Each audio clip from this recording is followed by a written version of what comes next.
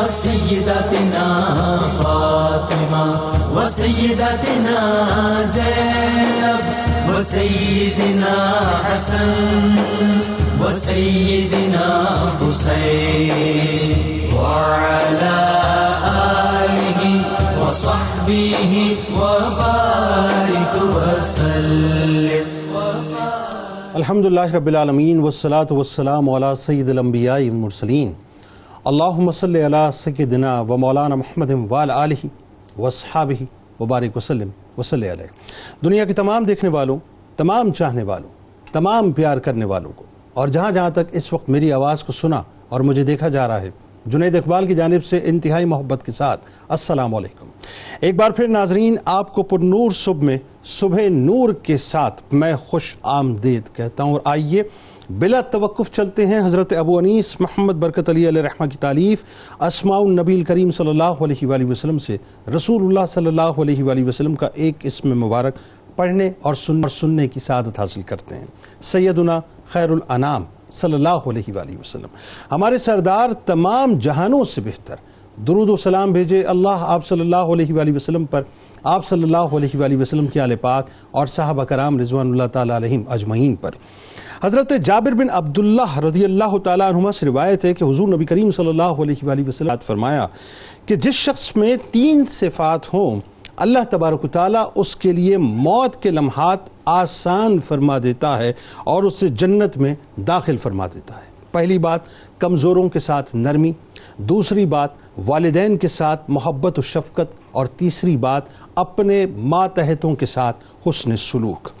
ناظرین کرام، آج کا جو موضوع ہے، میں اگر یہ کہوں کہ اس وقت پوری دنیا میں جہاں جہاں مسلمان بستے ہیں ان کے دل کے انتہائی قریب ہے تو غلط نہ ہوگا. اور میں آپ سے یہ درخواست ابتدا میں کرنا چاہتا ہوں کہ اگر اس وقت آپ ٹیلی ویژن اسکرین کے سامنے بیٹھے ہیں، چاہے آپ بزرگ ہیں، چاہے آپ جوان ہیں، چاہے آپ بچے ہیں، آپ ٹیلی ویژن اسکرین کے سامنے رہیے گا صاحب، کیونکہ یہ آپ کی شہرت کا مسئلہ ہے، یہ آپ کی ایمان کا مسئلہ ہے جس کو آج میں ڈسکس کرنے جا رہا ہوں. ناظرین، پوری دنیا میں اس وقت 1.5 ارب کے قریب ناظرین مسلمان ہیں اور سبھی مغموم ہیں. کس لیے مغموم ہیں؟ ہر شخص یہ جانتا ہے کہ اس وقت مسجد اقصیٰ میں جو کچھ بھی ہو رہا ہے وہ قیامت صغریٰ سے کم نہیں ہے. بات یہ ناظرین کہ آج 72 برس سے اوپر ہو گئے بیت المقدس کی مقدس سرزمین لہو لہو ہے. وہ مقدس سرزمین لہو لہو ہے ناظرین جہاں مسجد اقصیٰ ہے. وہ مسجد اقصیٰ جو مسلمانوں کا قبلہ اول ہے، وہ قبلہ اول جو خانہ کعبہ اور مسجد نبوی کے بعد تیسرا مقدس ترین مقام ہے. اسی مسجد اقصیٰ کے نمازیوں کی ناظرین کئی نسلیں بموں اور دھماکوں کی گونج میں، گولیوں کی تھڑتھڑاہٹ میں اور اسلحے کے سائے میں آ کر چلی گئیں، جن کو یہ معلوم ہی نہیں کہ امن ہوتا کیا ہے، آزادی ہوتی کیا ہے. ناظرین، جن کو یہ معلوم ہی نہیں ہے کہ آزاد فضا کے اندر سانس کیسے لی جاتی ہے، جو یہ جانتے ہی نہیں کہ آزاد فضا کے اندر اللہ کی بارگاہ میں سجدے کیسے کیے جاتے ہیں، کہ ہر وقت مساجد میں اسلحہ اور ہر وقت اسلحے کے سائے میں سجدے جنہوں نے ادا کیے. ناظرین، ان کو کیا معلوم کہ آزادی ہوتی کیا ہے. کہ قبلہ اول کی حیثیت رکھنے والی مسجد اقصیٰ کی سب سے بڑی فضیلت ناظرین یہ ہے کہ نماز فرض ہونے کے بعد 16 سے 17 ماہ تک مسلمان اسی جانب رخ کر کے نمازیں ادا کرتے رہے. ناظرین، رخ مصطفیٰ صلی اللہ علیہ وآلہ وسلم نے کسی اور جگہ کا رخ نہیں کیا بلکہ قبلہ اول کا رخ کیا، اور اسی رخ مصطفیٰ صلی اللہ علیہ وآلہ وسلم کی وجہ سے ناظرین مسلمانوں نے بھی قبلہ اول کی جانب رخ کیا.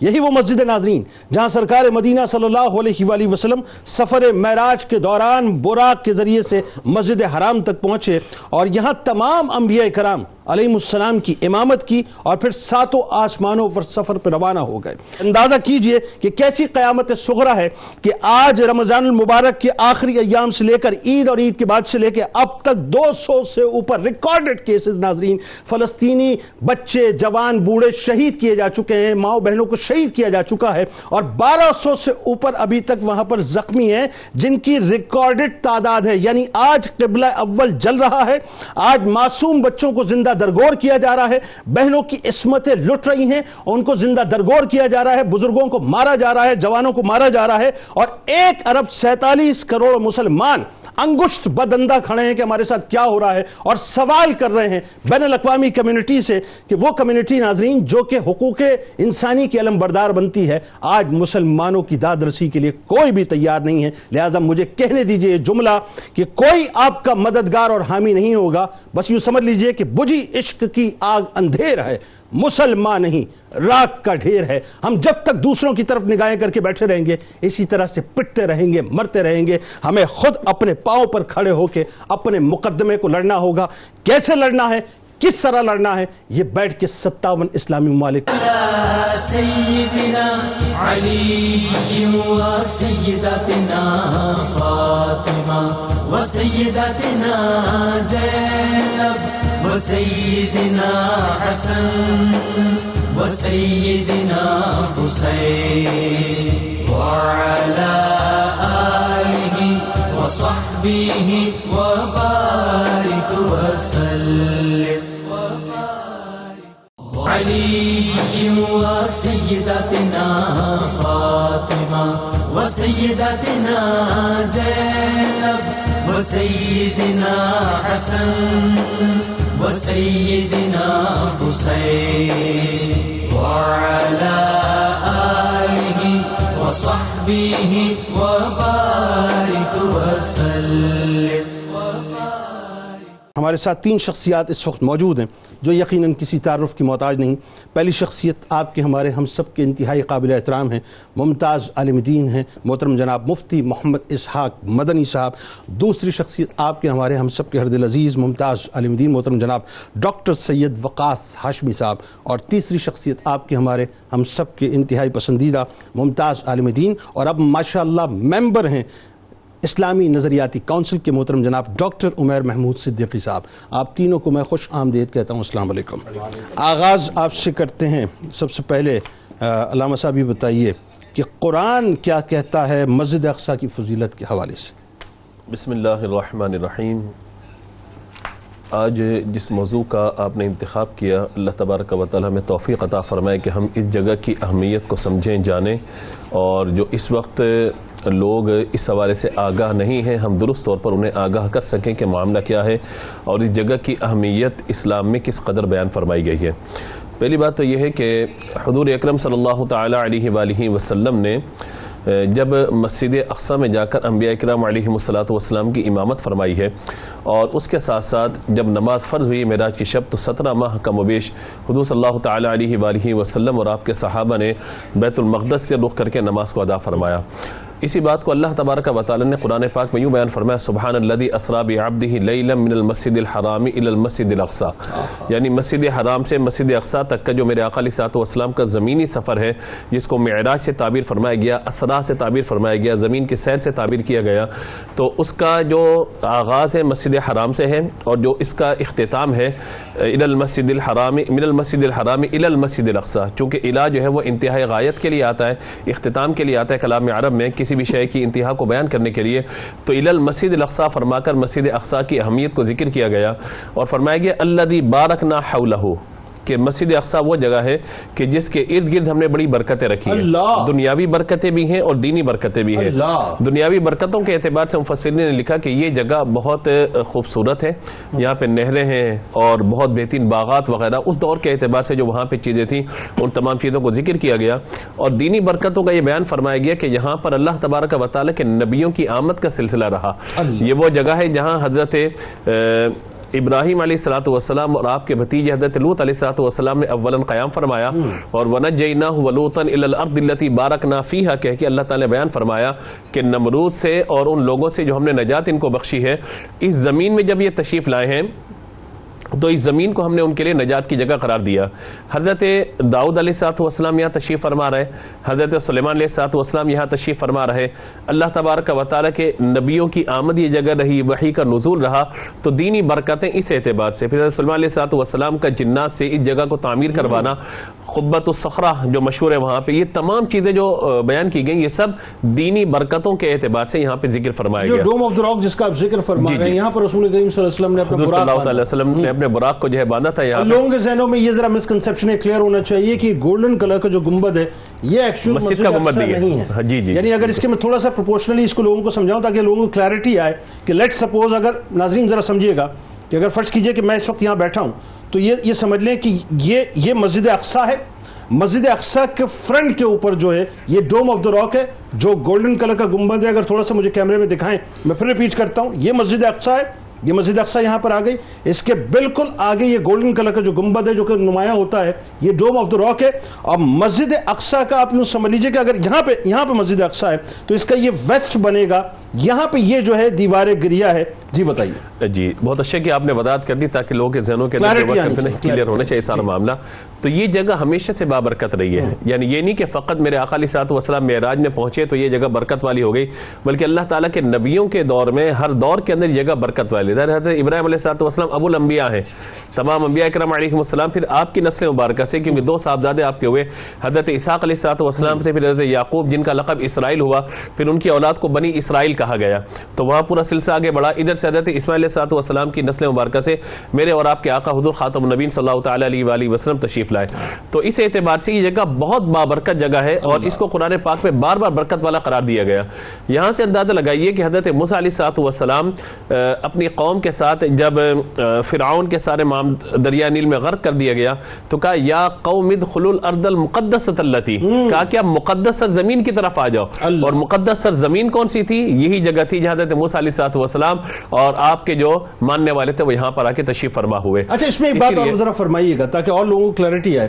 میں پڑھ رہا تھا روایتوں میں کہ موسیٰ علیہ السلام جہاں پر اپنا خیمہ نصب فرمایا کرتے تھے ایگزیکٹلی اسی جگہ کو داؤد علیہ السلام نے چنا اور ان کے بھی خیمہ لگا کرتا تھا. بعد میں چونکہ وہ تابوت سکینہ کے رکھنے کا معاملہ تھا تو اس کے لیے پھر آپ نے باقاعدہ معبد خانہ جو ہے اس کو تعمیر کر. بالکل تو ایگزیکٹلی وہی جگہ ہے. اور اس کے ساتھ ساتھ آپ یہ دیکھیے کہ اس جگہ کی تعمیر کا آغاز حضرت داؤد علیہ الصلوۃ والسلام نے فرمایا اور اس کی تکمیل حضرت سلیمان علیہ الصلوۃ والسلام نے فرمائی تھی. تو یہ آپ سمجھیے کہ اللہ تعالیٰ کے اتنے نبیوں کی آماج گاہ ہے, وحی کے نزول کی کیفیت یہاں پہ انبیاء کرام علیہم السلام پر موجود ہے. اور آپ دیکھیے کہ مسلمانوں کے یہاں اس کی عظمت اور اہمیت اتنی زیادہ ہے کہ ہمارے اور آپ کے آقا حضور خاتم النبیین صلی اللہ تعالی علیہ وآلہ وسلم نے جو نمازوں کی فضیلت کے بارے میں بات ارشاد فرمائی ہے, فرمایا کہ کوئی اگر مسجد الحرام میں نماز پڑھے تو 1 لاکھ ہے, لیکن مسجد اقصیٰ اور میری مسجد میں نماز پڑھے گا تو اللہ تعالیٰ اس کو 50,000 نمازوں کا ثواب عطا فرمائے گا. تو آپ اندازہ لگائیں کہ کتنی اہمیت کی حامل ہے یہ ساری جگہ کہ اللہ تبارک و تعالی اس جگہ کو ارض مقدس یا برکت والی جگہ جو قرار دیا. اور لنریہ من آیاتنا, جو نشانیاں یہاں موجود ہیں, فرمایا کہ انبیاء کرام علیہم الصلوۃ والسلام کے قبور ہے کہ جو اللہ تبارک و تعالی نے لوگوں کے لیے برکت کی جگہ رکھی ہے. پھر تابوت سکینہ کا جو آپ نے ذکر فرمایا تو وہ بھی یہی جگہ تھی کہ جہاں بنی اسرائیل اور تمام لوگ آ کر اس تابوت سے برکتیں حاصل کیا کرتے تھے. تو اس اعتبار سے مسلمانوں کے یہاں اس کی اہمیت بہت ہی زیادہ ہے اور یقیناً یہ ہمارے عقائد میں سے بات ہے اور ہمارے ایمان کا تقاضا ہے. بالکل ٹھیک ہے. اچھا جی, اللہ صاحب ذرا احادیث کی روشنی میں بتائیے, قرآن کی روشنی میں آپ نے ایک آیہ مبارکہ کا حوالہ دیا, احادیث کیا کہتی ہیں اس حوالے سے کہ مسجد اقصیٰ کی اہمیت, اس کی فضیلت مسلمانوں کے لیے کیا ہے؟ بسم اللہ الرحمن الرحیم. اللہم صلی وسلم وبارک علی سیدنا و مولانا محمد وعلی آلہ وآل بیتہ واصحابہ اجمعین. بہت شکریہ جنید بھائی. آج کا یہ عنوان, آج کا یہ موضوع پوری امت مسلمہ کے لیے انتہائی اہمیت کی حامل ہے اور ہم یہ سمجھتے ہیں کہ تمام ہی امت مسلمہ کے دل کے آواز ہے یہ. بلکہ دل یوں سمجھ لیجیے اس وقت جڑے ہوئے ہیں, دھڑکنیں جڑی ہوئی ہیں. بالکل کوئی شک نہیں ہے. اللہ تبارک و تعالیٰ ہمارے مسلمان مظلوم فلسطینی بھائیوں پر اپنا خاص رحم نازل فرمائے. آمین. نبی اکرم صلی اللہ تعالیٰ علیہ وآلہ وسلم نے اس حوالے سے بے شمار ارشادات فرمائے ہیں. ذخیرہ کتب احادیث میں بے شمار احادیث ہیں. ایک حدیث میں نے اس میں سے چنی ہے کہ حضرت ابو ہریرہ رضی اللہ تعالیٰ عنہ روایت فرماتے ہیں کہ اللہ کے رسول صلی اللہ تعالیٰ علیہ وآلہ وسلم نے ارشاد فرمایا, 3 مساجد کے علاوہ کسی اور جگہ کا ارادہ کرنا عبادت کی نیت سے, 3 مساجد کے علاوہ کسی اور جگہ کی عبادت کے حوالے سے قصد کرنا, ارادہ کرنا اور اس سفر کے لیے جانا جائز نہیں ہے. ان 3 مساجد میں سب سے پہلے حرم شریف, دوسرے نمبر پہ مسجد نبوی اور تیسرے نمبر پہ مسجد اقصیٰ. مسجد اقصیٰ. اللہ. اب گویا رسول پاک صلی اللہ تعالیٰ علیہ وآلہ وسلم کی اس حدیث مبارکہ کا جو ہمیں جس طریقے سے اس کو مترشح کیا جاتا ہے وہ یوں ہے کہ حرم اور مسجد نبوی کے ساتھ ساتھ اس کے پیرالل گویا کہ اللہ تبارک و تعالیٰ کے حبیب صلی اللہ علیہ وسلم فرماتے ہیں کہ مسجد اقصیٰ کا بھی وہی اجر، وہی ثواب، وہی مقام ہے، یہ بھی گویا کہ مقدسات میں سے ہے۔ اچھا، اب دوسری بات یہ ہے کہ نبی اکرم صلی اللہ علیہ وسلم کے صحابہ اکرام کی اس قدر چاہت تھی حضور کے احادیث کو سن کر کہ ایک مرتبہ تو صحابہ نے پوچھا بھی کہ یا رسول اللہ صلی اللہ علیہ وسلم، آپ کی مسجد میں نماز افضل ہے یا مسجد اقصیٰ میں افضل ہے؟ اللہ، تو اس پر حضور سید عالم صلی اللہ علیہ وسلم نے ارشاد فرمایا پہلے میری مسجد ہے اور میری مسجد کے بعد پھر مسجد اقصیٰ میں بڑا اجر۔ اللہ اکبر۔ ایک موقع پہ آپ نے یہ ارشاد فرمایا کہ ایک وقت آئے گا کہ کسی شخص کے پاس گھوڑے کی جو رسی ہوتی ہے، زین جس کو کہتے ہیں نا، اس کے برابر بھی اگر زمین کا ٹکڑا ہو، وہ اس جگہ پہ کھڑے ہو کر صرف دیکھ لے، دیکھنا بھی دنیا و ما فیہا سے زیادہ افضل ہوگا۔ اللہ، مطلب وہاں جانا، وہاں عبادت کرنا تو بڑا مقام ہے۔ اللہ کے رسول نے فرمایا محض دیکھنا، زیارت کرنا مسجد اقصیٰ کی، جی اللہ، دور سے کھڑے ہو گئے۔ مسجد اقصیٰ کی بھی الگ ایک زمین ہے، اس کے پاس ٹکڑا ہے، فار ایگزامپل سمجھ لیں وہ بلاد شام سے الگ ہے یا اردن کے الگ ہے، تو وہاں سے کھڑے ہو کے صرف دیکھ رہا ہے۔ میرے آقا کریم نے فرمایا دنیا و ما فیہا سے زیادہ افضل ہے۔ تو جو مسجد اقصیٰ کا غم کیے ہوئے اس وقت، اللہ، دیکھیں ذرا اس پہ ذرا بات کریں، آپ فضیلت بھی بیان کیجئے لیکن ساتھ ساتھ اس بات کا بھی ذرا آپ جواب دیجئے کہ ایک طبقہ ہمارے ہاں وہ ہے جو آج یہ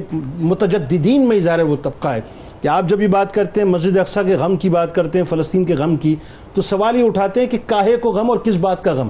کیا ہم ہی رہ گئے غم لینے کو؟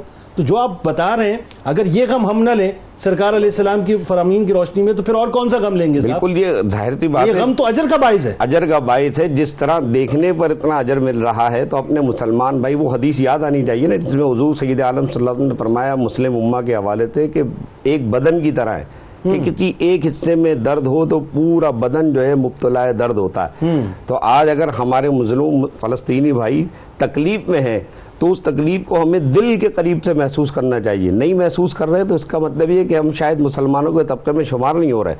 ہمیں مسلمانوں کے طبقے میں شمار ہونے کے لیے ضروری ہے کہ جس طریقے سے ہم دیکھنے پر اجر و ثواب پا رہے ہیں، غم کرنے پر بھی اجر و ثواب پائیں۔ شیخ الاسلام ابن تیمیہ کا ایک قول اس حوالے سے یہاں میں بیان کرنا بڑا ضروری سمجھتا ہوں کہ آپ نے ایک جگہ پر لکھا، فرماتے ہیں کہ اسرا کا جو واقعہ ہوا، واقعہ معراج، مسجد حرام سے مسجد اقصیٰ تک کا جو سفر ہے، اس میں آپ لکھتے ہیں کہ مسجد حرام سے مسجد اقصیٰ کی طرف جانے کا جو سفر ہے، اس سفر میں حکمت یہ ہے کہ اسلام کی ابتدا اور بعثت اور مخرج مسجد حرام سے ہے، اور پھر اس کی انتہا جو ہے وہ مسجد اقصیٰ ہے۔ اللہ، انتہا اس کی مسجد اقصیٰ ہے، اللہ، اور وہ انتہا مسجد اقصیٰ اس لیے کہ کمال ظہور اور اتمام مہدی اور عیسیٰ علیہ نبینا علیہ الصلوۃ والسلام کے ہاتھوں شام کے علاقے سے ہوگا۔ اچھا، اس پہ گفتگو کرتے ہیں کیونکہ ظاہر ہے یہ بڑے اہم ترین موضوعات ہیں، لیکن ایک بات جو مفتی صاحب میں سمجھنا چاہتا ہوں وہ یہ، اور دنیا اس وقت سمجھنا چاہتی ہے، قبلہ اول کی اہمیت جہاں اسلام میں اتنی اہم ہے اور عیسائیت میں بھی، یعنی تینوں مذاہب میں اس کی جو اہمیت اور حیثیت ہے وہ انتہائی مسلم ہے، مگر ہم مسلمانوں کے لیے قبلہ اول اتنا اہم کیوں ہے؟ یہ بڑا بنیادی سا سوال ہے کہ ہم اس کو جو ہے گیو اپ بھی نہیں کرنا چاہتے اور ظاہر ہے اس پہ کمپرومائز بھی نہیں کرنا چاہتے۔ جی بسم اللہ الرحمن الرحیم۔ اس خطہ زمین کو بیت المقدس، بیت المقدس اور ایلیا کے نام سے اہل اسلام جانتے ہیں۔ ٹھیک، اس خطے میں 1000 انبیاء کرام علیہم السلام کے مزارات ہیں۔ 1000 کی مسجد اقصیٰ جو اس روئے زمین پر اللہ کی عبادت کا دوسرا گھر، جسے اللہ کے فرشتوں نے سب سے پہلے تعمیر کیا۔ حضور علیہ السلام سے پوچھا گیا یا رسول اللہ صلی اللہ علیہ وسلم اللہ کی روئے زمین پر پہلی مسجد کون سی ہے؟ فرمایا خانہ کعبہ۔ فرمایا اس کے بعد نبی کریم صلی اللہ علیہ وسلم ارشاد فرماتے ہیں کہ اس کے بعد 40 برس کے بعد مسجد اقصیٰ کو تعمیر کیا گیا۔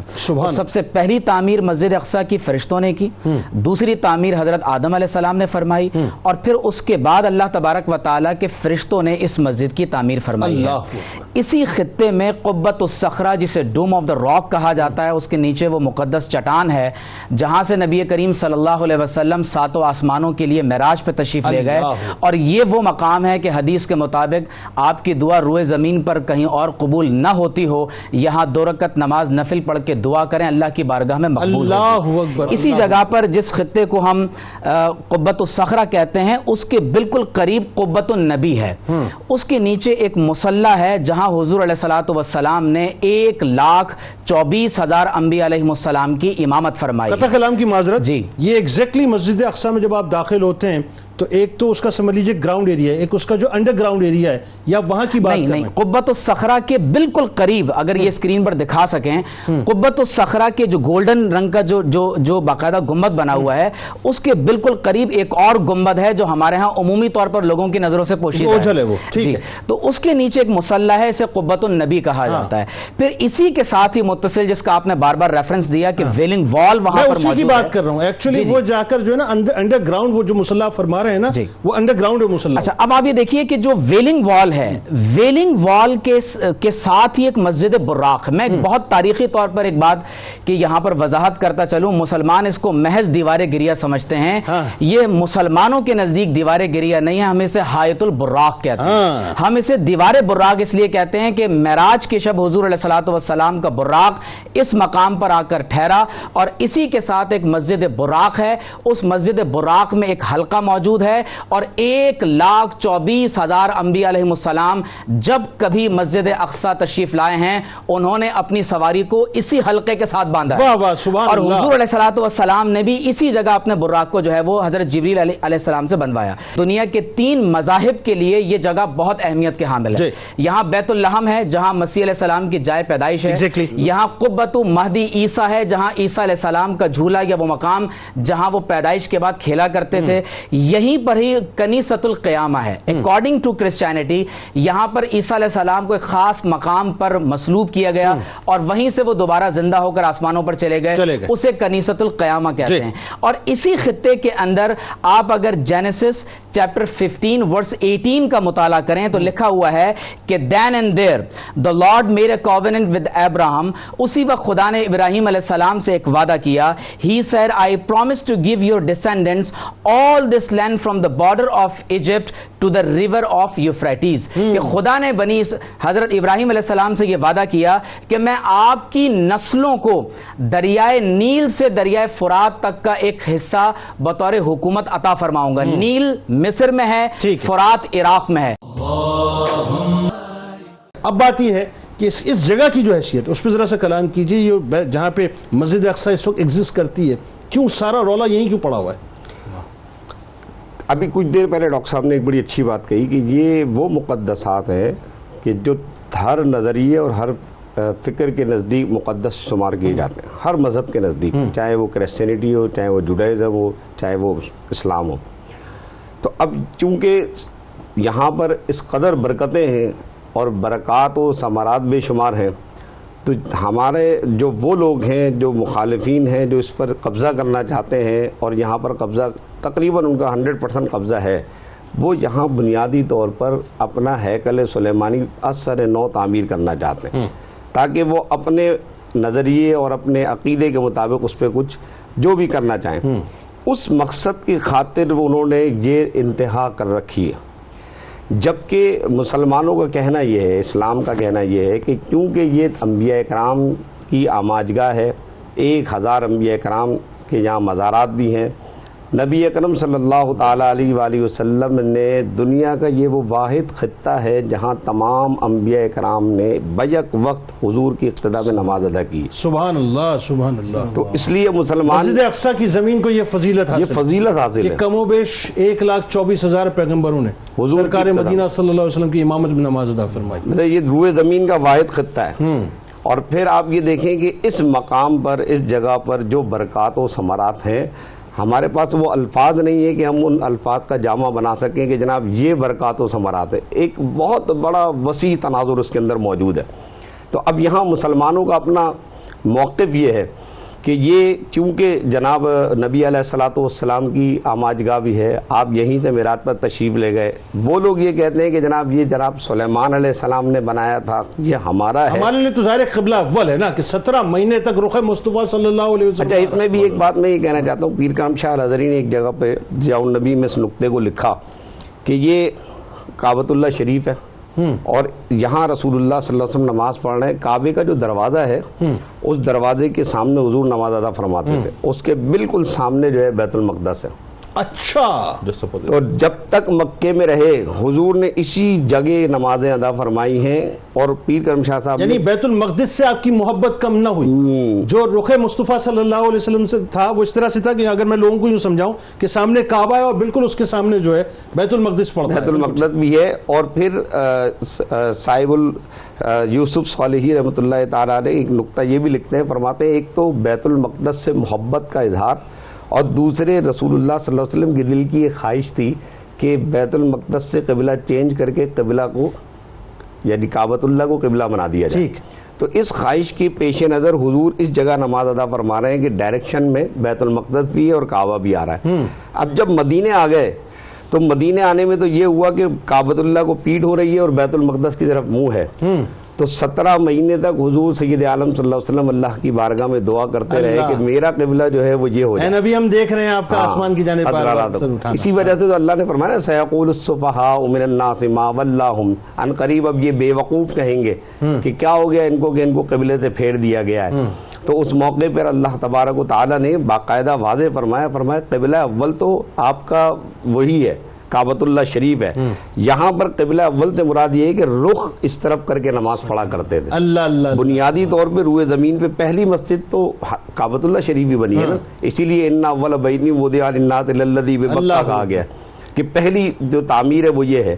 لیکن کیونکہ رخ پہلے اس طرف کیا گیا تھا اس وجہ اس کو قبلہ اول بھی کہتے ہیں اور اسی وجہ سے ہماری محبتیں اس کے ساتھ ہیں. اور وہ بات آپ نے جو کہی اس کو میں یوں کہوں گا کہ جناب علماء نے یہاں تک لکھا ہے کہ مسجد اقصی کی جو محبت ہے اس محبت کو مسلمانوں کے دلوں سے کم کیا ہی نہیں. سیدتنا فاطمہ وسیدتنا زینب وسیدنا حسن وسیدنا حسین وعلی آلہ وصحبہ وبارک وسلم.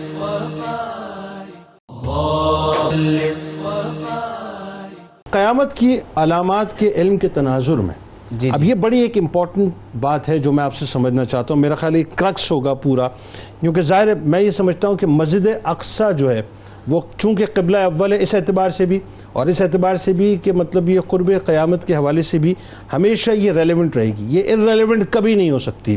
تو جو قیامت کی علامات کے علم کے تناظر میں مسجد اقصی اور موجودہ حالات کو آپ کیسے دیکھتے ہیں ذرا سے یہ بتائیے. دیکھیے سورت ہے بنی اسرائیل, واقعہ ہے شب اسراء کا, اور ہجرت مدینہ منورہ سے 1 سال قبل نبی کریم صلی اللہ علیہ وسلم کو معراج ہو رہی ہے. اور اللہ تعالیٰ فرما رہا ہے سبحان الذی اسری بعبدہ لیلا من المسجد الحرام الی المسجد الاقصی. یہ نقطہ ہمیشہ کے لیے تمام سامعین اپنے ذہنوں میں بٹھا لیجئے کہ مسجد اقصی ہو یا خانہ کعبہ ہو, یہ نسل پرستی کی بنیاد پر تعمیر ہونے والی عبادت گاہیں نہیں ہیں. حضور علیہ الصلوۃ والسلام کی بعثت سے قبل ابراہیم علیہ السلام کے ایک بیٹے بنو اسماعیل میں سے حضرت اسماعیل علیہ السلام بنو اسماعیل خانہ کعبہ کی نگرانی کرتے رہے, اسحاق علیہ السلام کی نسل کے لوگ بیت اللہ کی نگرانی کرتے رہے. لیکن جب اللہ نے اپنے آخری نبی کو مبعوث فرما دیا اور انہیں پروردگار عالم نے شب اسراء کو معراج عطا فرما دی تو یہ بات طے ہو گئی کہ اب قیامت تک حضرت ابراہیم علیہ السلام کی نسل میں بیت اللہ ہو یا مسجد حرام اور بیت المقدس ہو, ان دونوں کی نگرانی اللہ کے آخری نبی محمد رسول اللہ صلی اللہ علیہ وسلم کے دین کے مطابق کی جائے گی. اب کل قیامت کی جتنی بھی علامات ہیں آپ دیکھیے حضور علیہ السلام کیا فرما رہے ہیں. فرمایا کہ اس مسجد میں نماز پڑھنا, صرف 2 رکعت نماز پڑھنا, فرمایا کہ گزشتہ تمام گناہوں کا کفارہ بن جاتا ہے اور 50,000 نمازوں کا ثواب ہے. قرآن نے کہا ہے من المسجد الحرام الی المسجد الاقصی. حضور فرماتے ہیں کہ جس نے حج یا عمرے کا احرام باندھا من المسجد الاقصی الی المسجد الحرام, اس کے اگلے اور پچھلے تمام گناہوں کو معاف کر دیا جائے گا. اس پورے خطے کو بلاد الشام کہتے ہیں.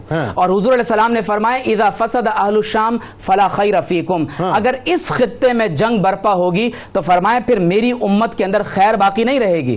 نبی کریم صلی اللہ علیہ وسلم نے فرمایا عمران بیت المقدس اچھا ذرا قطع کلام کی خراب معذرت یثرب۔ ذرا کلیئرٹی لوگوں کو آ جائے کہ بلاد شام چونکہ اس وقت ٹیریٹری جو ہے وہ بہت وسیع جی، تھی نا، جی، اس میں exactly۔ یہ بھی شامل تھا، اس میں عراق بھی شامل تھا، اس میں عراق سے جو عراق کا پیچھے کچھ حصہ جی شامل۔ آپ دیکھیے کہ جارڈن، موجودہ جارڈن، موجودہ اردن جی موجودہ اردن، اسی طرح سے ایجپٹ شامل تھا پورا اس میں۔ فلسطین، ایجپٹ، اور یہ جو خطے جو بارڈرز آپ کو نظر آ رہے ہیں یہ تمام کا تمام حصہ اس زمانے میں بلاد الشام کہلاتا ٹھیک تھا۔ ہے۔ اب آپ دیکھیے یعنی کہ ریڈ سی حضور علیہ وغیرہ السلام- بھی اسی کے اندر آتا جی تھا۔ جی ایگزیکٹلی۔ اب آپ دیکھیے آپ صلی اللہ علیہ وسلم نے فرمایا کہ عمران و بیت المقدس خراب یثرب، اگر بیت المقدس میں آباد کاری ہوگی تو یثرب کی، فرمایا کہ عمران و بیت المقدس خراب و یثرب، اگر بیت المقدس میں سیٹلمنٹس اللہ۔ ہوں گی تو یثرب میں تباہی ہوگی۔ اب اللہ۔ حضور علیہ السلام نے مدینے کا لفظ استعمال نہیں کیا، اللہ اللہ اللہ۔ آقا علیہ السلام نے یثرب کہہ کر بتایا کہ وہاں تباہی بربادی کی اللہ طرف اللہ نعوذ اللہ۔ باللہ من ذالک لوگ جا سکتے ہیں۔ فرمایا وخراب یثرب خروج الملحمہ، اور اگر مدینہ طیبہ میں تباہی ہوئی